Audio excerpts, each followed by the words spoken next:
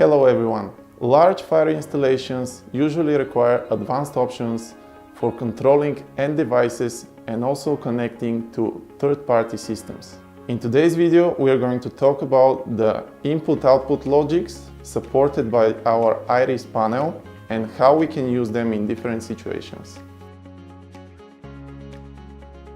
In this input-output logic example, the elevator must stop operation in case of a fire in Zone 1 or Zone 2. We are using a relay output of the MIO module that is going to stop the elevator.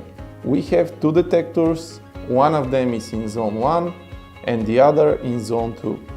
The MIO22 should activate if there is a fire in Zone 1 or Zone 2 and stop the elevator operation in order to isolate these premises. What we need to do is to create input 1 for fire in Zone 1 and input 2 for fire in Zone 2. They are going to be in OR logic in relation to the output action, which is going to control the relay output of the MIO22. In order to execute the scenario, we need to program some inputs and outputs. To do so, we have to enter access level 3.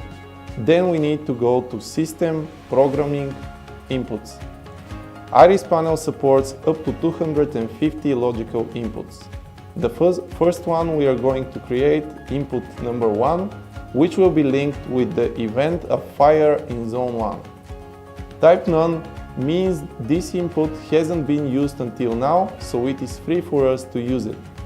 We choose type zone, zone fire, and zone number 1.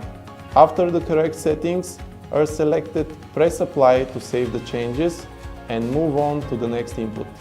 The second input should be linked to fire in Zone 2. Don't forget to hit apply button again. The next step is configuring the logical output. The output definition is the final step of completing the cause and effect scenario. This output will be a result of activation of input 1 or input 2 that we just programmed. But first, we will link this output to a physical device, which in our case is the MIO22 that we intend to control loop 1, address 4, output number 1.